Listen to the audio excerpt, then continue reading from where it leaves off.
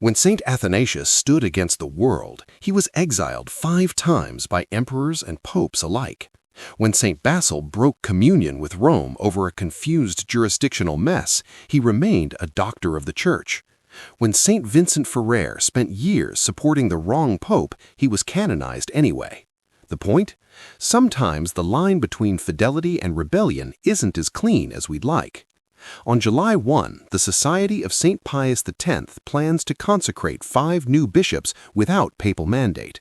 The Vatican warns of automatic excommunication, but an Eastern Catholic analysis, drawing on 12 theological principles and centuries of church history, suggests the situation is more complex than ultramontanists on either side admit.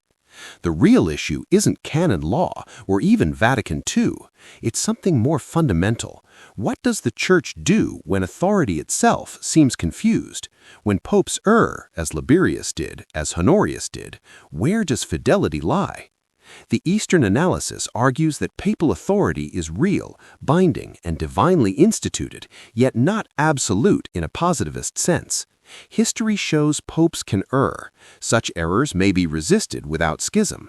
Later popes may reverse earlier acts, and fidelity to received tradition has often been vindicated after the fact.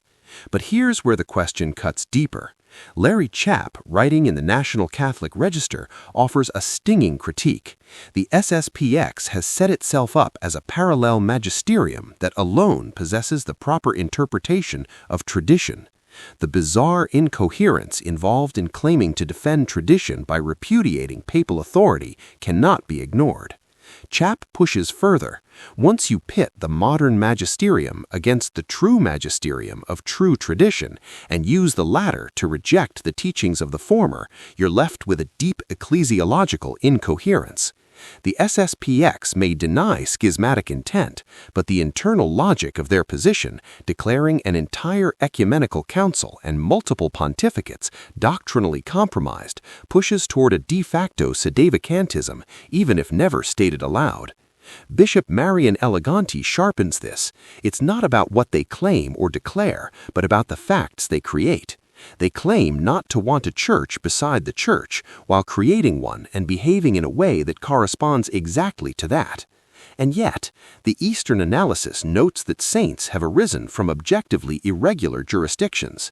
St. Vincent Ferrer adhered to an antipope and is still a saint. The Church herself later judged with mercy rather than anathema. The Meletian Schism saw saints in broken communion with Rome, without heresy or schismatic intent. The confusion lay not in faith, but in governance. This is the uncomfortable truth. History doesn't give us clean categories. It gives us messy reality. And in messy reality, sometimes the most faithful response isn't obvious. The Latin Mass Society chairman, Joseph Shaw, captures the practical anxiety. We've waited patiently for Pope Leo to consider relaxing Latin Mass restrictions. The SSPX has now thrown a hand grenade into this. We risk being lumped together by people who don't care one way or the other. The deeper question, then, isn't whether the SSPX is right or wrong. It's whether we have the humility to admit that sometimes saints end up on both sides of a fight, and whether, in a moment when even cardinals attest to the inaccessibility of clarification on settled principles, extraordinary measures can be dismissed as intrinsically illegitimate. The Eastern analysis concludes that the SSPX's position is reasonable, given the gradual semantic drift of words from their proper meanings, but it also acknowledges that nothing in the foregoing establishes the SSPX as a normative model. Perhaps that's the only honest answer, not a verdict, but a plea that both sides would remember that the Church has always possessed mechanisms for correction, patience, and eventual reconciliation, grounded not in ideology, but in the messy, beautiful coherence of 2,000 years of living tradition.